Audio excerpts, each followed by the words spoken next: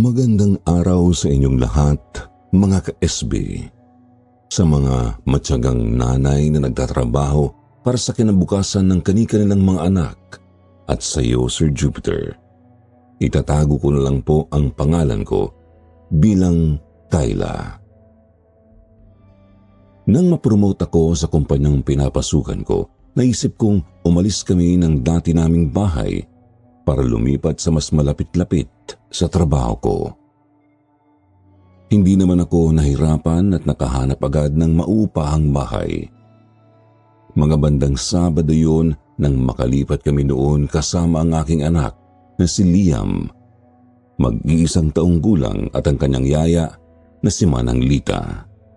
Kasama ko rin sa paglipat ng mga gamit doon ang manliligaw kong si Ramon. Pagdating namin sa bahay na yon, sinalubong kami kaagad ni Mr. Gonzales, may-ari ng bahay. Malapad ang ngiti niyang ni-welcome kami pagkababa ng sasakyan. Masaya naman kami nagkwentuhan pero bigla ay naputol ako sa kanilang atensyon nang mahagilap ng mga mata ko ang imahe ng isang babaeng nakapulang bestida sa may bintana ng second floor. Tinignan ko siya ng maigi. Buhay na buhay ang kanyang aura. Kapansin-pansin na makaluma ang disenyo ng kanyang suot na bestida. Isip ko nga halos wala nang sumusuot ng ganong estilo ng pananamit sa panahon ngayon. Hindi ko nga lang maaninag ng maayos ang kabuuan ng kanyang itsura. May puno kasi malapit sa bahay at nakikita sa salamin ng bintana ang refleksyon ng mga dahon sa sanga.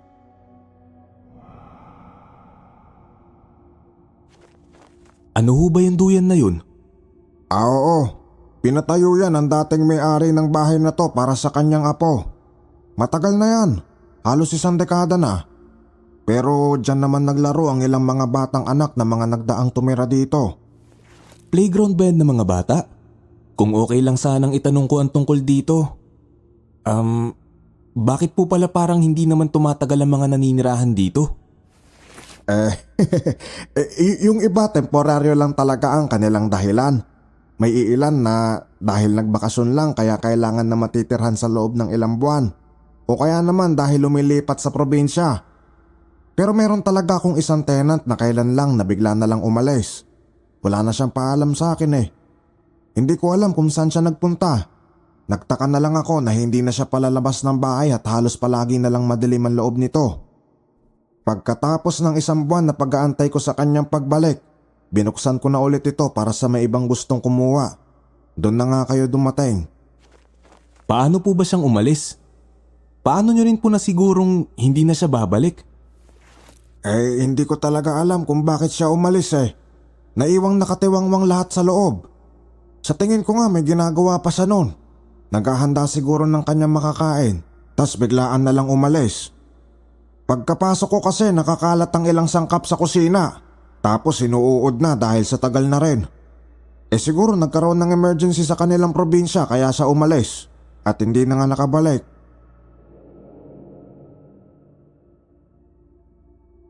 Nanindig ang balahibo ko, Sir Jupiter. Ewan ko ba, hindi naman ako matatakutin, pero sa kanyang sinabi, para bang pakiramdam ko may kung anong kakaiba sa bahay na yun. Napatingin ako sa may metal na duyan. Hindi kalayuan ang distansya sa mismong bahay. Nakadadagdag ng panlalamig ang mahinang langit-ngit nito habang dumuluyan ng mahina dahil sa hangin. Kapansin-pansin ang pagiging luma na nito. Kalawangin na ang hawakan at ang upuan. Tumutulo rin ang tubig na parabang tubig ulan. Napaangat ako ng ulo sa langit. Maganda naman ang panahon, pero saan galing ang tubig na yun? Hindi rin basa ang paligid. Bumalik na lang ako sa sarili nang marinig ko si Liam na umiiyak. Karga-karga pala siya ni Manang Lita na nasa likuran ko lang. Akma ko na sana siyang hahawakan nang mas lalo itong umiyak. Pinatahan siya ni Manang Lita at pabiro nitong sinabing ayaw na ng bata sa akin dahil hindi naman raw ako ang siyang laging nasa tabi niya. Ngiti lang ang isinukli ko bago ako nagsuhestyon sa kanilang pumasok na kami sa loob para makapagsimula na sa pag-aayos. Sinang-ayunan naman ako ni Mr. Gonzales.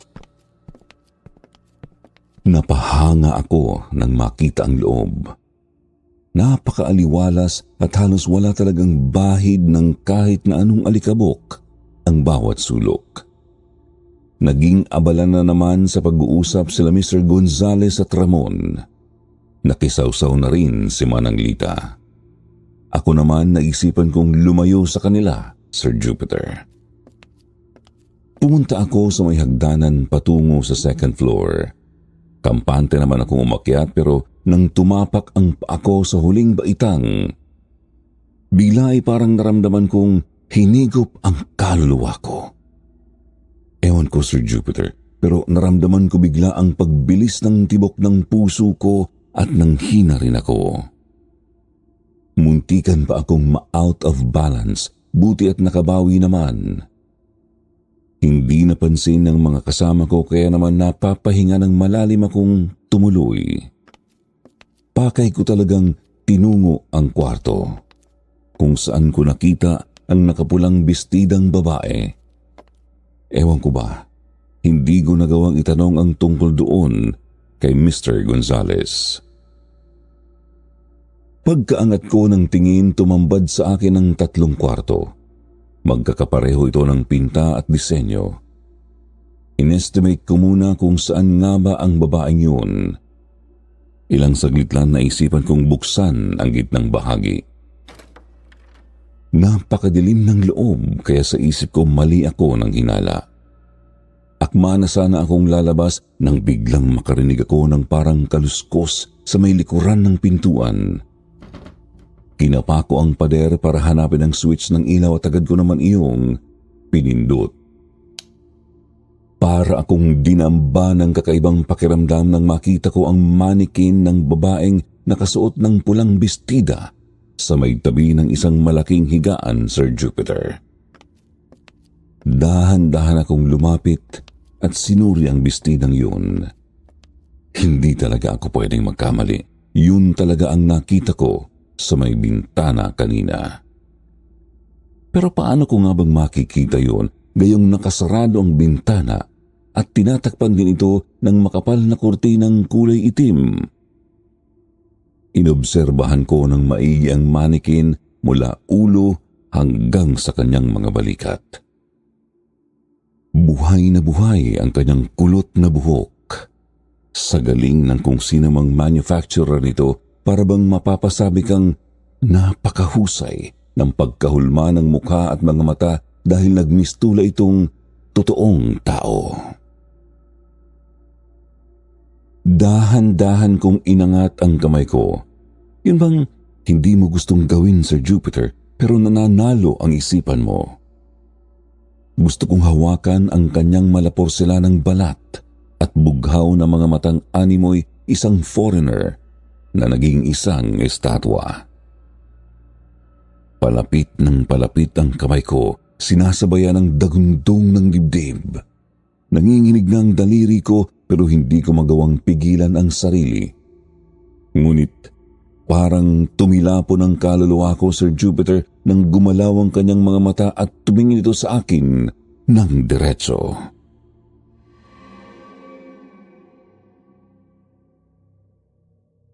Kayla?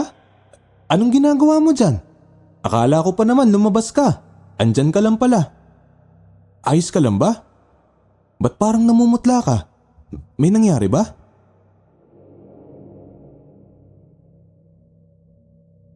Pumasok sa loob si Ramon at niyakap ako. Napatingin ako ulit doon sa mannequin pero hindi na ito nakatingin sa akin. Hindi talaga ako pwedeng magkamali. Nakita ko talagang gumalaw ang mga mata niya. Gustuhin ko mang sabihin kay Ramon, parang umurong din ang dila ko.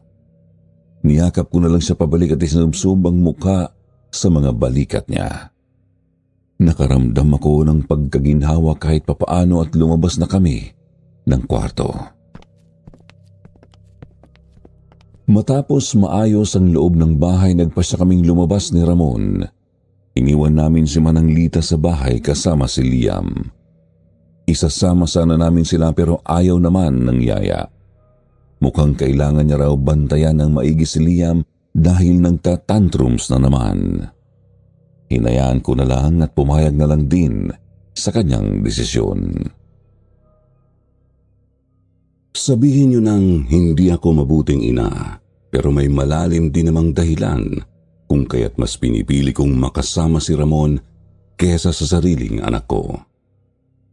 Iniwan kasi ako ng kanyang ama matapos malamang ipinagbubuntis ko siya. Natakot sa kanyang sariling responsibilidad kaya tumakas at namuhay sa London. Doon na rin siya nakahanap ng kanyang napangasawa matapos ang ilang buwan. Balak ko sanang ipalaglag si Liam noon pero hindi pumayag ang mga magulang ko.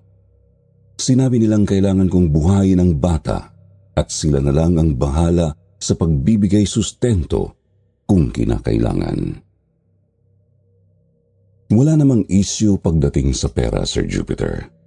Pareho naman na sana kaming may magandang trabaho pero hindi lang siya handa sa paghawak ng responsibilidad bilang isang ama. Dahil doon, para bang gusto kong isisi kay Liam ang lahat pero binago ang isip na yon ni Ramon.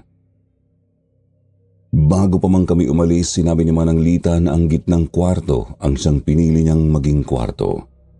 Ito rin kasi ang pinakamaliit sa tatlo. Siya talaga ang pumili noon at hinayaan ko lang kung saan siya magiging komportable. Hindi ko na sinabi ang tungkol sa nakita ko. Siguro naman ay magagawang kunin ni Mr. Gonzales ang manikin na yun doon para naman hindi magulo sa kwartong iyon. Ayun, at hindi naman ako halos nakausap ni Ramon ng maayos dahil aligaga ang utak ko. Nagpasya na lang siyang iuwi na lang ako ulit sa amin at umuwi na lang din siya. May kalayuan pa naman ang kanyang lugar pero wala namang problema dahil nakakotse naman siya. Pareho naman kaming may mga sariling sasakyan pero sa gabing iyon siya na lang muna ang siyang nag-drive dahil date naman namin.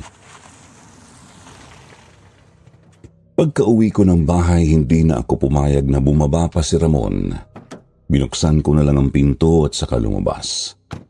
Nang umalis na siya, saka naman ako humarap sa bahay. Subalit, natigilan ako, Sir Jupiter. May nakita kong babae sa may bintana, kung saan ko nakita ang manikin na yun. Hindi ko masasabing si Manang yun dahil sa figura ng katawan.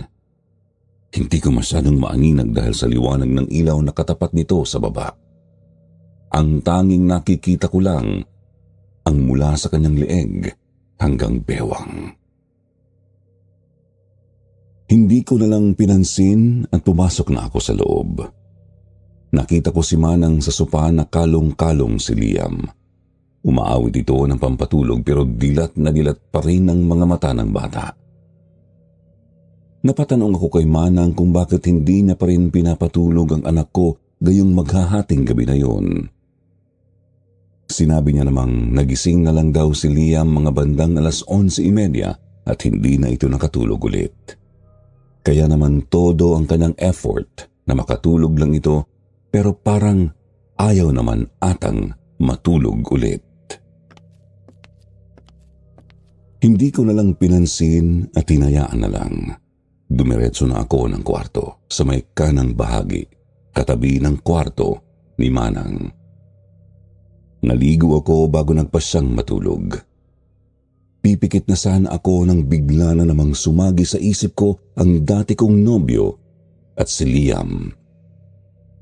Napakalayo ng damdamin ko kay Liam dahil parang hindi ko pa rin lubos maisip ang tungkol sa nangyari sa amin ng taong minahal ko ng sobra.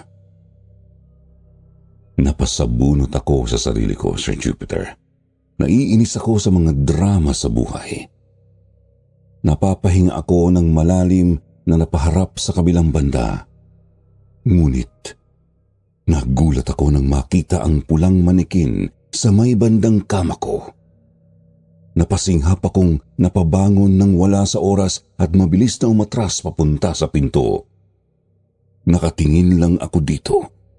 Dumaguntong ang dibdib ko sa sobrang pagkagulat. Tinawag ko si Manang Lita. Agad din naman siyang umakyat. Tinanong ko siya kung bakit nandun ang manikin na yon. Nangunot naman ang kanyang noo at sinabing hindi niya alam. Hindi ko naman din napansin yon nang pumasok ako sa loob, pero siguro ay dahil sa sobrang pagod ko lang kaya hindi nahagilap ng mata ko. Napalunok ako at nanghingi ng tulong kay Manang para mailabas iyon. Ang kaso nga lang, sobrang bigat at hindi namin kinaya ni Manang. Wala akong nagawa kundi hayaan na lang muna ito sa loob ng kwarto ko.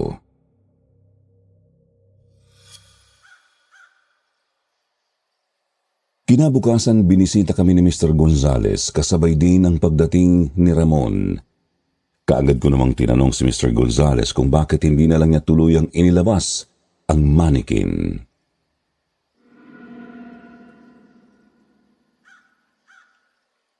Manikin? Anong manikin ba? Siguro ang tinutukoy niya, Sir Gonzales, yung parang estatwa sa loob ng isang silid. Yung gitnang bahagi na kwarto. Pagkapasok ko kasi roon kahapon, nakita ko rin yun doon. Sinubukan ko nga yung buhatin pero sobrang bigat eh. Yun pala, estatwa siya na gawa sa marble at iba pang mga materyales na may kabigatan. Wala naman akong natatanda ang manikin sa loob ng bahay na to ah. Pwede ba makita ko kung ano mang tinutukoy nyo?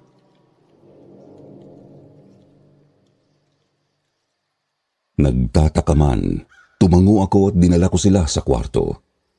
Itinuro ko kay Mr. Gonzales ang manikin na nakasuot ng pulang bestida. Nasa tabi pa ito ng kama ko, nakaharap sa may bintana. Nagtaka si Ramon kung paano raw napunta ang manikin na yon sa loob ng kwarto ko, gayong hindi niya nga halos mabuhat yon kahapon at wala rin itong gulong para itulak-tulak lang. Hindi ko muna siya pinansin. Gusto kong malaman ang kasagutan mula kay Mr. Gonzales mismo. Napansin ko ang pangungunot ng noo ni Mr. Gonzales para bang hindi niya alam ang tungkol sa bagay na yun. Pumasok siya sa loob at sinuri niya ito. Hinawak-hawakan niya ang muka at bumaba ito sa may balikat ng babae. Pagkuway, napalunok siya at bahagyang umatras.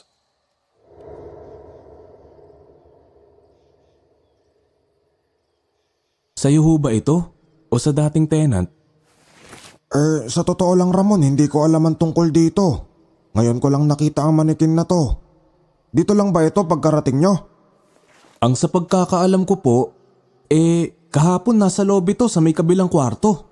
Kaya nga po tinatanong ko rin si Kyla kung paano niyang nabuhat o nai-transfer yan dito eh. Gayong sobrang bigat niyan. Hindi ko talaga alam ang tungkol dito eh.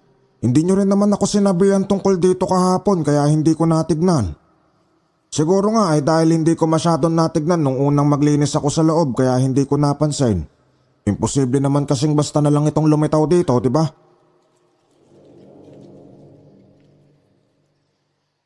Sumang-ayon ako. Ipinaliwanag ko kay Mr. Gonzales at kay Ramon ang tungkol doon kahapon at noong gabi na. Kaswal naman ang pagkakasabi ko, Sir Jupiter.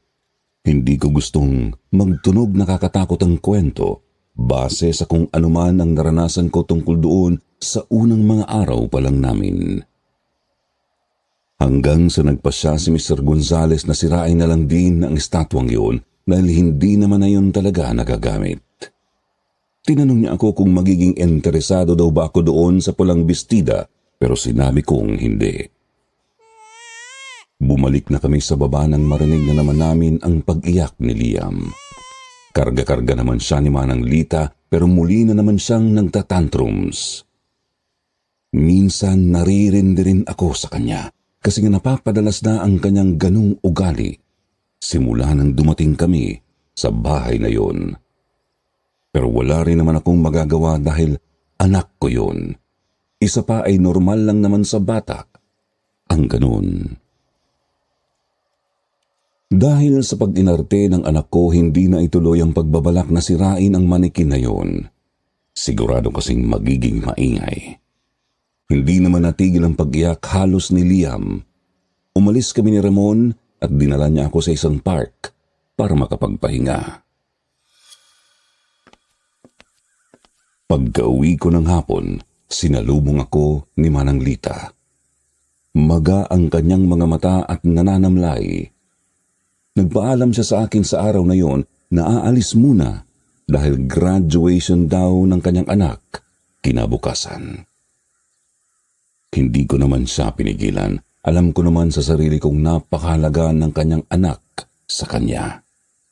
Sinabi ko na lang din na maghahanap ako ng ibang taong pwedeng maging substitute niya. At sa araw din yun ay umalis siya para bumiyahe na pauwi. Sumubok akong maghanap ng pwedeng maging substitute ni Manang. Ang kaso nga lang, halos wala akong nakitang mapagkakatiwalaan sa bahay. Kaya wala rin akong nagawa kundi ang mag-leave sa trabaho para mabantayan ang anak ko.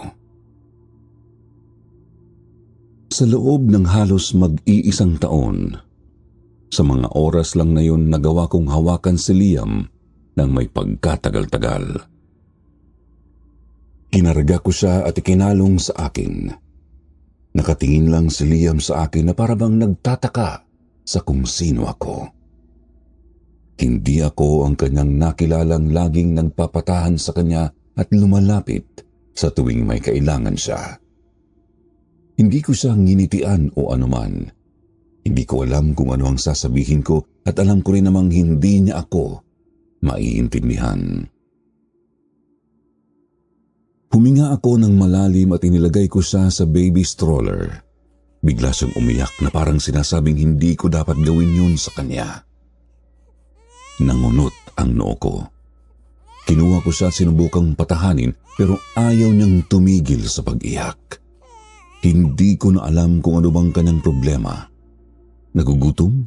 Natatae? Gustong kalungin? O gustong matulog? Kinakabahan na ako sa mga puntong yon, Sir Jupiter. Parang gusto ko na lang din tawagan si Manang Lita at pabalikin pero mabuti na lang at wala siyang telepono. Dahil kung meron nga, baka mapilitan akong magmakaawang ako na lang ang dadalo sa graduation ng anak niya. Nasa kalagitnaan ako ng pagkainis at pagkataranta nang marinig ko ang malakas na parang bumagsak sa may kwarto. Iyak pa rin ng iyak si Liam. Noong una hindi ko na muna ito pinansin at nag-focus ako kay Liam. Mangiyak-ngiyak na ako habang sinusubukan kong alamin kung ano ba talaga ang gusto niyang mangyari. Hanggang sa tumahan siya. Bigla na namang kumalabog sa taas kaya napaiyak ulit ang anak ko. Pero kahit papaano, nagawa niya ring tumigil sa pag-iyak at natulog ito. Napahinga ako ng maluwag nang sa wakas ay nagawa ko ring makuha ang kanyang gustong sabihin. Nagugutom.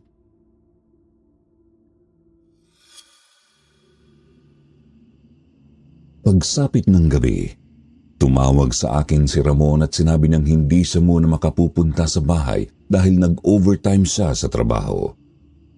Inilapag ko na sa kanyang kuna si Liam. Napakahimbing ng tulog niya. Pagkatapos noon dinala ko ang baby monitor sa kusina at nagsimulang maghanda ng aking hapunan. Nangangalahati na ako ng paghiwa ng mga sangkap, Sir Jupiter, nang marinig ko bigla si Liam na umiyak mula sa baby monitor. Dali-dali naman akong umakyat at tinungo ang kanyang kwarto. Ngunit nangunot ang noo ko nang makitang mahimbing ang kanyang tulog. Bumalik naman ako sa baba pero nagulat ako nang marinig ko pa rin siyang umiiyak. Tumakbo na naman ako pabalik sa kwarto niya pero napakahimbing talaga ng pagtulog ng anak ko. Inis akong bumalik ulit sa kusina pero hindi pa rin talaga nawawala ang pag-iyak niya sa monitor. Sira kaya? Mabigat akong nagbitiw ng hininga at dinala ko ang baby monitor papunta sa itaas. Kaso pagdating ko sa may kwarto niya, hindi ito nanggagaling doon. Nangunot lalo ang noo ko. Hinanap ko ng hinanap kung saan nanggagaling ang iyak na yun. Pero nabigo ako. Kaya naman ni-off ko na lang. Wala naman akong naririnig na kung anong iyak sa loob mismo ng bahay. Bumalik ako ulit sa baba para ipagpatuloy ang paghanda ko ng hapunan. Pagkatapos kumain, umakyat na ako at kinuha si Liam mula sa kanyang kwarto para ilipat sa kuna sa may kwarto ko mismo. Nakatulog din ako kaagad dahil sa pagod. Nagising na lang ako bigla nang maramdamang may malamig na pumulupot sa paa ko at biglaan na lang akong hinila. Napasinghap ako sa gulat. Pagkaangat ko ng tingin sa may paanan ko, nakita ko sa peripheral vision ang tila figura ng isang babae. Parang kasinlaki niya si Manang Lita. Napalunok ako nang makumpirmang babae nga ito. Nakatayo sa may gilid ng bintana, suot ang pulang bestida. Napansin kong wala na rin ang manikin sa may tabi ng higaan ko. Hindi ko alam kung saan nga ba yun napunta, gayong hindi naman magalaw-galaw yun dahil sa kabigatan. Kumambog ang dibdib ko. Medyo may kaliliman sa bahagi ng kinatatayuan ng babae kasi yung maliit lang na ilaw ang nakabukas sa may bahagi ni Liam. Nakaramdam ako ng takot sa unang pagkakataon para sa anak ko. Hindi ko alam kung dadamputin ko siya o ano. Paano na lang kung bigla niya akong sugurin kung sakaling makalapit na ako sa kanyang pwesto? Paano na lang kung may mangyari sa akin o sa amin? Mahimbing naman ang kanyang tulog pero hindi ko mapigilan ang sariling mag-isip ng kung ano-ano lalo na kung tungkol sa sarili ko, Sir Jupiter. Nakaharap ang puwet na bahagi ni Liam sa akin at natatabunan ng manipis na kumot ang kanyang katawan. Napalunok ako. Para bang pansin ko rin na hindi siya gumagalaw eh. Dahan-dahan akong tumayo at tinungo ang kuna ni Liam. Nanginginig ang kalamnan ko. Pakiramdam ko rin hindi mawala-wala ang tingin ng babaeng yun sa akin habang gumagalaw ako patungo sa bata. Nakikisabay ang dagundong ng dibdib ko sa bawat patak ng pawis sa takot. Pinili kong magpakatatag, ngunit bigla ay nawala ang lahat nang marinig ko ang pag-iyak ng sanggol mula sa labas ng kwarto. Napasinghap akong napatakbo papunta sa kuna ni Liam para siguruhing mali ang narinig ko, ngunit nanlumo ako nang makitang wala siya roon. Patuloy ang pag-iyak ng bata mula sa labas kung kaya naman mas lalo akong nataranta. Habol ang hiningang tinakbo ko ang pinto at sinubukan itong buksan pero ayaw. Kahit anong pilit ko, hindi gumagalaw ang siradora. Naramdaman ko ang presensya ng babae. Napalingon ako sa likuran ng dahan-dahan at halos nanlumo ang kaluluwa ko nang makitang papalapit ng papalapit ang babaeng walang mukha sa kinaroroonan ko. Nanghihina, aligaga at takot ako sa mga oras na yon pero hindi ko nagawang magpatalo. Sumigaw ako ng sumigaw sa pangalan ng anak ko at katok ng katok. Kinukuha ang kanyang atensyon.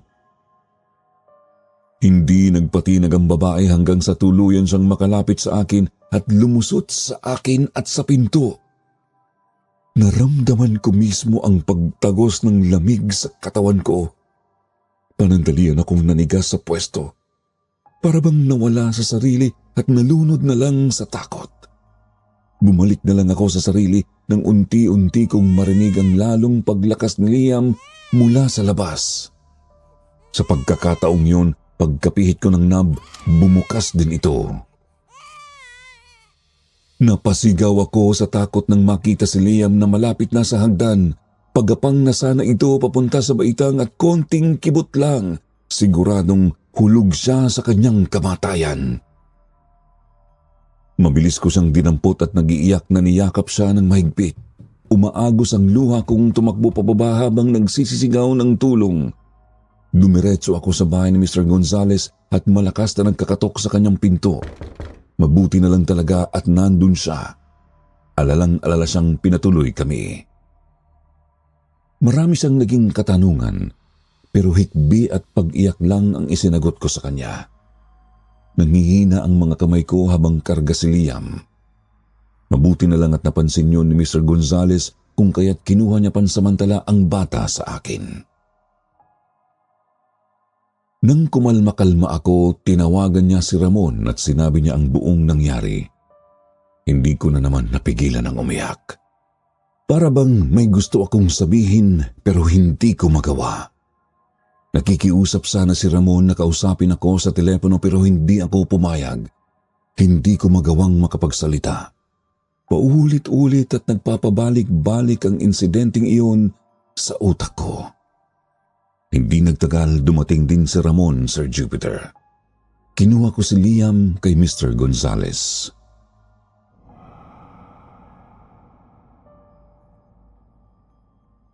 Ano bang nangyari, Kyla? Ayos lang ba kayo? Si Liam, kumusta? Mr. Gonzales, sigurado ho ba kayong ligtas ang lugar na tinitirhan nila? Ilang araw pa lang po pero parang hindi na po komportable dito. Alam mo, hindi pa talaga ako nagkakaroon ng kung anong negatibong komento tungkol sa mga pinaparentahan ko, Ramon. Hindi ko rin alam kung ano ba talaga ang nangyayari. Kaya nga gusto ko sanang tanungin si Kyla tungkol dito. Pero mukhang hindi pa rin siya handang magsabi sa kung ano man ang kanyang nasaksihan. Ang hirap din naman kasing pilitin siya magsalita kung hindi pa niya kaya. Pero kailangan kong itanong sa'yo since ikaw naman din ang may-ari. Sa sobrang isang dekadang paghawak ko sa bahay na yon, Ramon, wala akong narinig na kung ano man makapagbibigay ng sagot tungkol sa katanungan mo. Kahit nga yung pinakauling rumenta, gaya nga ng sabi ko, hindi na siya nagpakita. At hindi ko rin alam kung ano ang nangyari sa kanya. Dapat naman ho inalam nyo kung napano na sila. Dahil baka may kung ano nang nangyari.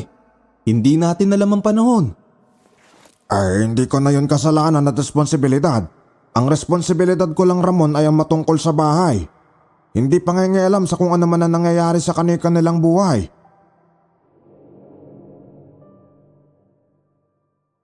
Huminga ako ng malalim. Ramdam na ramdam ko na ang umiinit na tensyon kaya naman nagsalita na ako. Ipinaliwanag ko sa kanila ang buong pangyayari. Napahilamos ng mukha si Ramon at si Mr. Gonzales naman ay natahimik. Tinanong siya ulit ni Ramon kung may alam siya tungkol doon, pero umiling siya. Sinabi ko kay Ramon na gusto kong bumalik sa loob ng bahay. Sinabi kong baka nga ay dahil lang sa pagod yun. Wala akong sapat na ebidensya para sabihing totoo ang lahat ng nangyari kung kaya't hindi ko gustong basta na lang magbigay ng konklusyon. Nag-alala pa si Mr. Gonzales at sinabi nitong kung may balak man akong umalis ay gawin ko na lang. Pero inaalala ko rin kasi si Manang Lita. Baka pagbalik niya, wala na kami. Sinabi ko na lang sa kanya na wala na munang dapat ipag-alala tungkol doon. Basta na lang ulit akong lalapit kung may kailangan kami. Hindi naman na nagpaawat pa si Mr. Gonzales. Si Ramon naman, alalang-alala ay pinakalma ko. Nanatili naman siya sa bahay at hinayaan akong magpahinga hanggang sa sumapit ang umaga.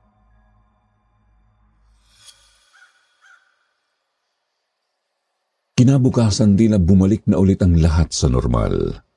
Napansin ko ring hindi naging iyakin si Liam sa buong araw. Nagawa ko siyang iwan-iwan sa kanyang kuna sa itaas. Si Ramon ay naging abala sa kusina habang ako naman ay may kung anong kinalikot sa laptop ko sa sala. Naging kampante akong normal na nga ang lahat kaya naman pinauwi ko na si Ramon. Ayaw niya nga sanang umuwi dahil nababahala daw siya at baka kung ano na namang mangyari, pero hindi ako pumayag. Alam ko naman na pati siya ay nakakaramdam ng kung ano pero mas hindi ko gugustuhin kung pati siya maabala. Wala na siyang nagawa nang tumawag ang kumpanya at pinapunta siya ng opisina. Natatawa akong huminga ng malalim. Pinaalis ko na lang siya at hindi na ako sumagot pa. Kinuha ko ang baby monitor na nasa kusina at bumalik ulit sa sala. Napangiti ako nang marinig ko siyang tumawa na parabang naglalaro. Habang nakikinig ako sa kanyang napakatamis at inosenteng tawa, parabang nararamdaman ko ang saya ng pagiging isang ina. Ewan ko ba, Sir Jupiter? Bakit hindi ko nga ba tinanggap agad si Liam sa buhay ko noong una? Nandoon naman si Ramon na laging pinaparamdam sa akin na deserve ko ng buong pamilya. Naputol ang pagmumuni-muni ko, Sir Jupiter, nang biglang marinig ko ang kakaibang tawa ni Liam. Mula sa inosenteng klase ng tawa, napalitan ito ng isang halakhak ng garalgal at malademonyong boses. Napatayo ako at napatakbo papunta sa kwarto ng bata. Nakita ko siyang nakaupo sa kanyang kuna at naglalaro-laro lang ito. Nilapitan ko siya at huminga ng maluwag. Nakangiti kong inabot ang kanyang ulo at hinalikan. Pero nangunot ang noo ko nang bigla kong maramdaman na may tao sa likuran. Pagkatingin ko sa pinto, nakita ko nga si Manang Lita na nandoon, nakasuot ng pulang bestida. Kakaiba ang kanyang mukha, Sir Jupiter. Pansin ko ang lungkot at kung anong emosyong hindi ko matukoy. Lubog ang kanyang mga mata at malaki rin ang eye bags. Namumutla ang kanyang mga labi. Nang magtagpo ang tingin namin, umalis siya kaagad. Nagtaka naman ako, Sir Jupiter. Pangalawang araw pa lang naman ang kanyang day off, pero bakit bumalik siya? Hindi ko rin maintindihan kung bakit gano'n ang kanyang itsura. Graduation ang sinabi niyang pupuntahan, pero bakit parang may kakaiba? Kinakabahan man, nawala sa isip ko si Liam at sinundan ko ang yaya. Nakita ko siyang inaantay ako sa may hagdan. Nang makalabas ako ng kwarto, agad siyang bumaba. Tinawag ko naman siya ng tinawag pero hindi siya lumingon. Dumiretso siya ng kusina. Halos mabilis na ang lakad niya kaya sumunod na lang din ako. Nakalimutan ko na talaga halos si Liam sa isip ko, Sir Jupiter. Dumiretso siya palabas ng kusina at pumunta sa bodega. Hindi ko pa rin siya tinantanan kahit kumakalabog na ang dibdib ko sa hindi ko malamang dahilan. Madilim sa loob at napaubo ako sa sobrang baho. Pakiramdam ko nga dumikit pa ang nakasusulasok na amoy na yon sa lalamunan ko, kaya lumabas na muna ako. Napasuka ako nang wala sa oras. Hindi pa ako nakapapasok sa bodegang yon, kaya hindi ko alam kung ano ang meron doon. Habang nakayuko ako, narinig ko ang paglangit-ngit ng duyan. Hindi lang ito nalalayo sa may bodega. Dahan-dahan kong inangat ang ulo papunta sa direksyon noon at nanindig ng malala ang balahibo ko nang makitang dumuduyan itong mag-isa. Hindi ko masasabing dahil sa hangin, Sir Jupiter. Mahahalata kung hangin kasi ang gumagalaw at kung tao. Sa puntong yun, tao talaga. Nanumbalik ako sa sarili nang may marinig akong bumulong sa may likuran ko, ngunit wala namang tao. Bumalik sa alaala ko si Manang Lita. Tinawag ko siya ng tinawag mula sa labas pero hindi naman niya ako pinansin. Napalunok ako. Palakas ng palakas ang paglangit-ngit ng duyan na animoy tinutulak din ng malakas ng kung sino mang nakasakay doon na hindi nakikita. Nag-iiba na ang boses ko dahil sobrang nape-pressure na ako, Sir Jupiter. Yung bang gusto mong tumakbo pero parang nakadikit ang mga paa mo sa damuhan. Kumakabog ang dibdib ko ng malala. Hinugot ko ang buong lakas ko para magalaw ang sariling mga paa at dahan-dahang bumalik sa loob ng bodega. Nandoon na naman ang nakasusulasok na amoy. Kinapakapa ko ang dingding para sa switch ng ilaw. Ilang saglit pa, sa wakas ay nakapako rin ito. Sa pagbukas ng ilaw, nagimbal ako sa nakita. Isang naaagnas na bangkay ng babae ang nakabitin sa may gitnang bahagi. Nakasuot ito ng pulang bestida na siyang nakita kong suot-suot ni Manang Lita. Nagpakawala ako ng sigaw, ngunit bago pa man ako makatakbo, bigla na lang sumarado ng malakas ang pinto at may kung anong kumapit sa paa ko at hinila ako palayo. Narinig ko ang pagtawag ni Mr. Gonzales, kasunod nito ang sunod-sunod na pagkatok sa may pinto. Nagpaikot-ikot ako sa bodega na para bang pinaglalaruan ng kung sinong demonyo. Ramdam ko na ang sakit sa katawan dulot ng paghila-hila sa simentong magaspang. Umiyak na ako sa sakit at takot. Pagkuway pinakawalan ako nito at bigla na lang akong lumipad patungo sa isang bahagi.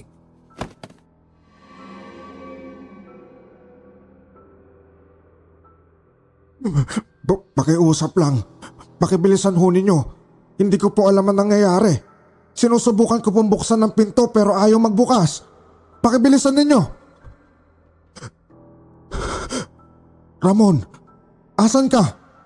Kailangan ka muna rito ng pamilya mo. Basta, ang hirap paliwanag dahil hindi ko rin alam. Hindi ko mabuksan ng pinto.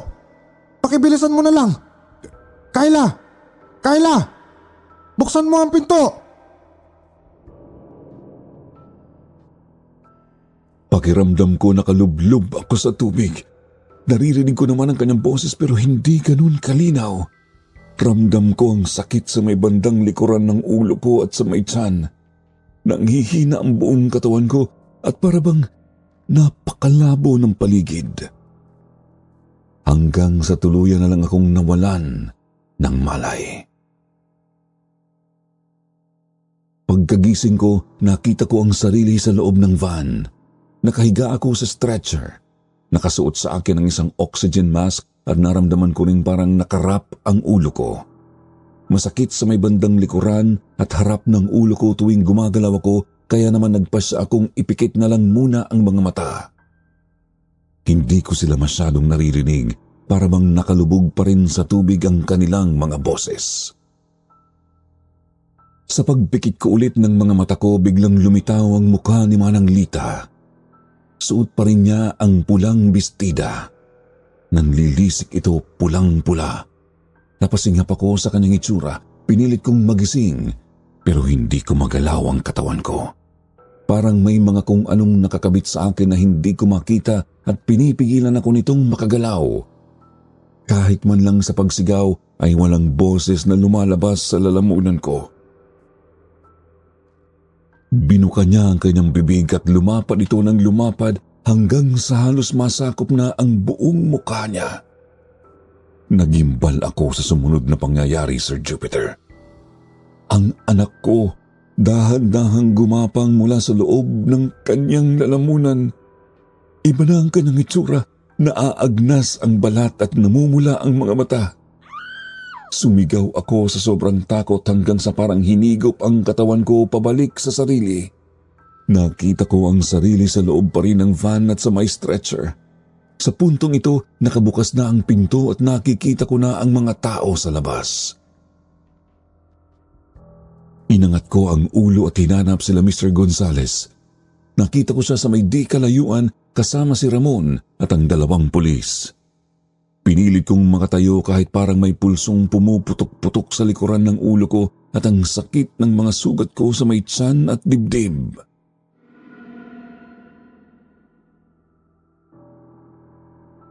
Kung ganun ay matagal na siyang naroroon. Ibig kong sabihin ilang araw pa lang naman silang nasa bahay. Kaya paanong halos isang buwan na? Napaka-imposible naman po ata ng sinasabi mo, officer. Hindi kasi to normal, Mr. Gonzales. Kagagawa nito ng isang demonyo na nakatira sa katawan ni Manang Lita. Matagal nang patay si Manang Lita pero nagamit pa ang katawan niya. Ano ka mo? Anong ibig mong sabihin? Ang totoo niyan, Mr. Gonzales. Alam kong meron ng kakaiba sa kanya. Pero hindi ko lang masyadong pinansin dahil wala naman akong sapat na ebidensya. Sinubukan ko siyang hulihin pero sadyang magaling magtago ang kaluluwang nagmay-ari sa kanya. Ibig mong sabihin ang dinala niyong isang tao rito ay isang demonyo? Sa pagkakaintindi ko, ganun na nga, sir. Pero hindi siya ang tipong demonyong talagang halimaw. Naligaw lang siyang kaluluwang sumapi sa katawan ni Manang Lita.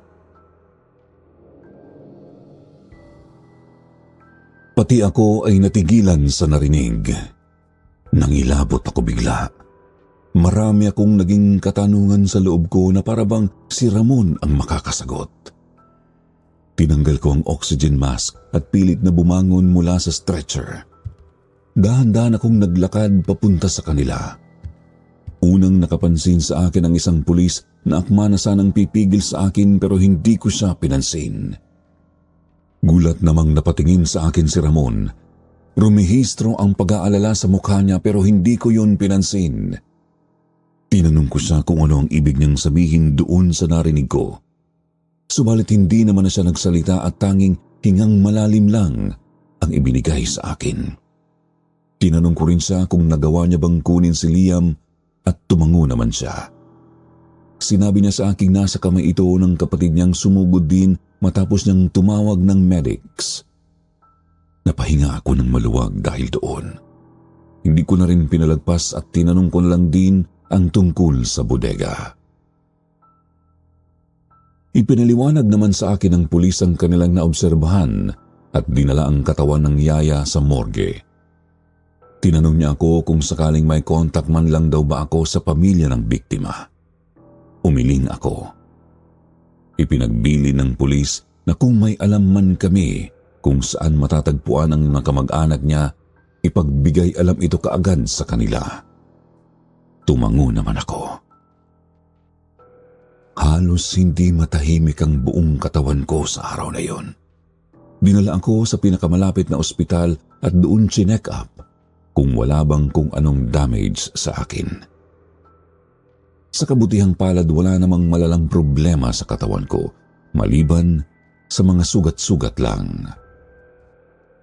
Nang masiguro ring walang karamdaman si Liam, ibinalik niya siya sa amin at umuwi na kami.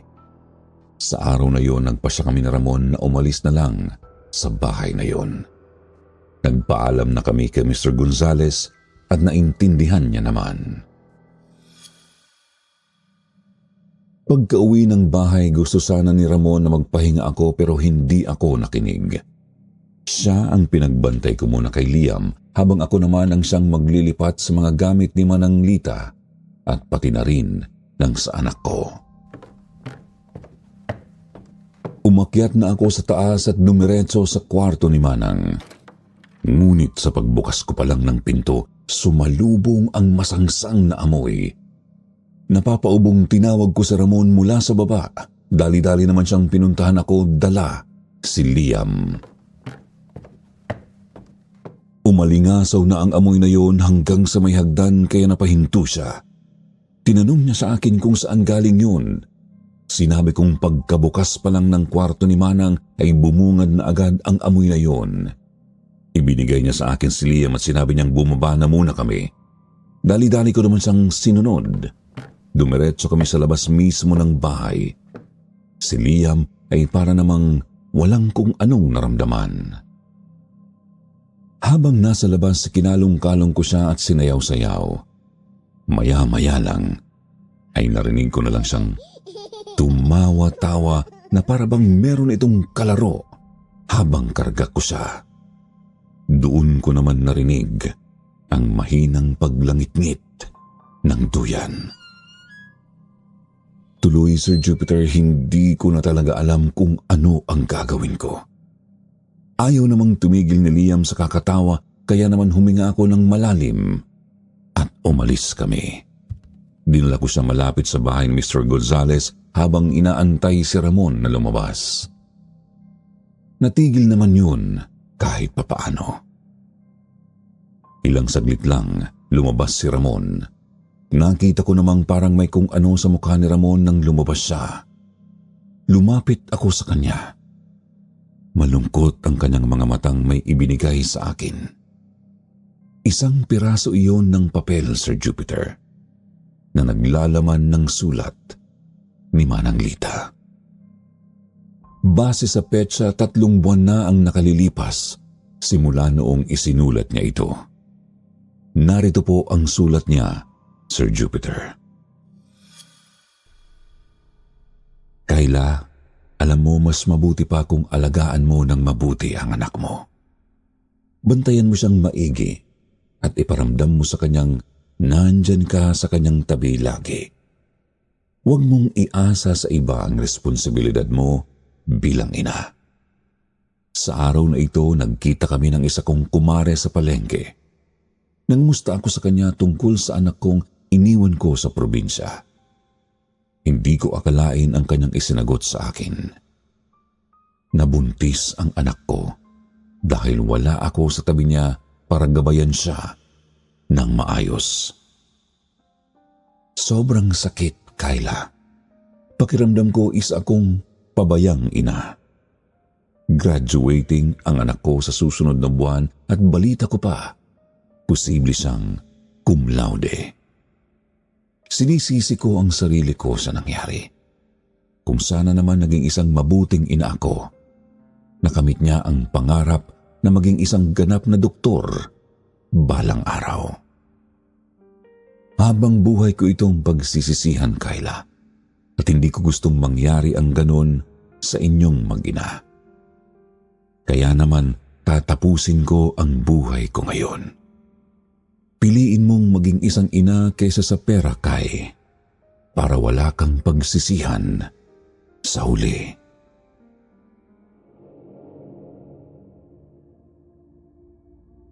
Para akong naging bato, Sir Jupiter. Nanigas bigla ang buong katawan ko. Nawala bigla ang nararamdaman kong sakit sa katawan dahil parang may kung anong tumira sa loob-loob kong mas masakit pa sa pisikal na sugat. Napatanong ako kay Ramon kung saan niya iyon nakita. Aniya nakaipit daw doon sa bestidang pula, nakalapag sa may kama. Ang bestidang pulang suot-suot ng manikin na siya ring nakita kong suot-suot ni Manang Lita. Napatanong din ako kay Ramon tungkol doon. Para na ring nawala sa isip ko ang manikin na yon. Huminga siya ng malalim bago nagtapat. At ang pagtatapat niyang yun, Sir Jupiter, ang siyang nagpagimbal lalo sa akin. Aniya, posible raw na ang manikin na yon ay ang siyang demonyong nakabantay kay Manang Lita. Matapos magtagumpay sa binabalak nitong tuluyang matalo ang kung sino mang sumapi sa katawan ni Manang. Tuluyan na itong naglaho. Sa katunayan daw, napanaginipan niya na si Manang Lita na suot-suot ang bestidang pulang yun. Pero sa personal, ni minsan ay hindi niya naman ito nakitang nakasuot ng ganon. Ibig sabihin pala, matagal na kaming minamanmanan ng ligaw na kaluluwang nasa katawan ni Manang Lita at ang demonyong sumunod sa amin.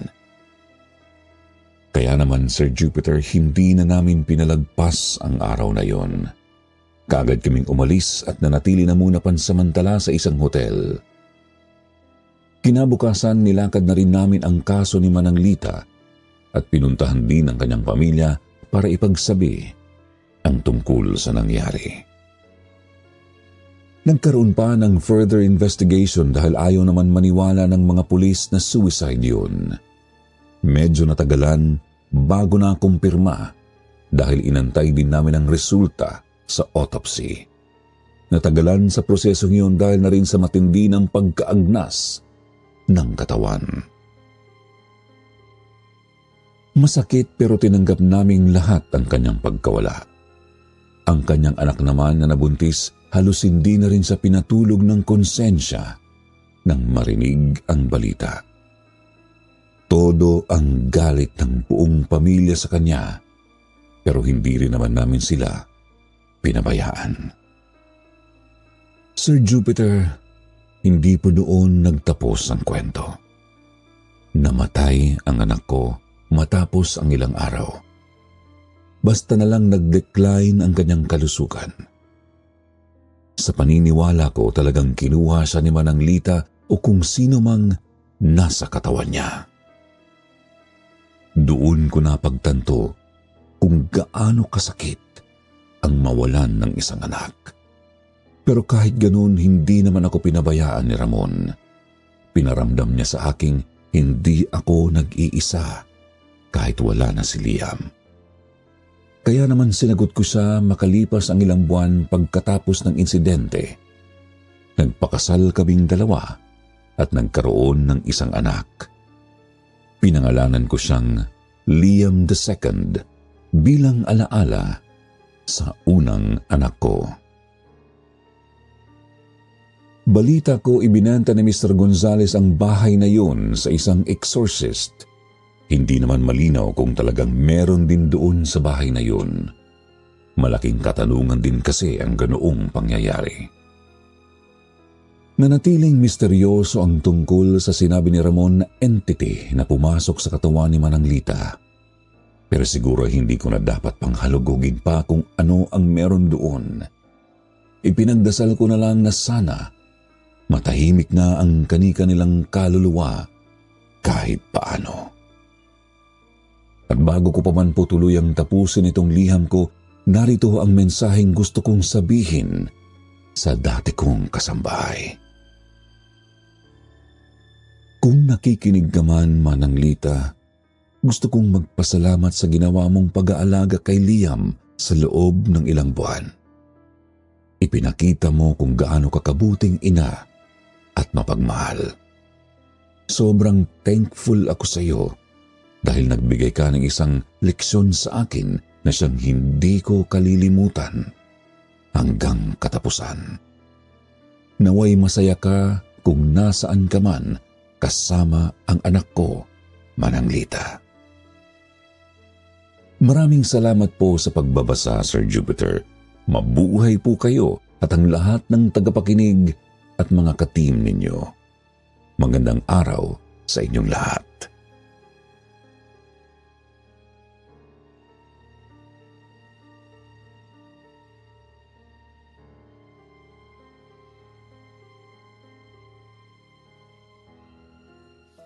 On a lighter note, eto na po ang ating shoutout portion.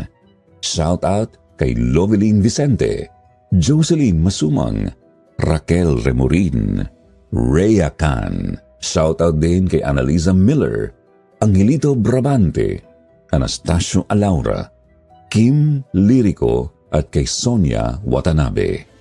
Special shoutout din kay Dominic Marcelo. Sa mga hindi nabanggit, huwag pong mag-alala. Sa susunod na episode, kayo naman ang aming isa-shoutout.